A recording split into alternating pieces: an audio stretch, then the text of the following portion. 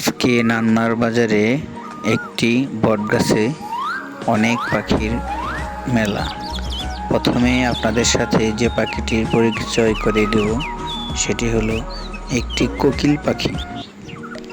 পাখিটি এখানে একা একা বসে আছে এবং তার শরীরের রোমের ভিতরে এখন যে পাখিটি দেখতে পাচ্ছেন এটা হলো বসন্তের ভৌরি। এটা বসন্তের ভৌরির পাখির মধ্যে সবচেয়ে ছোট একটি জাত।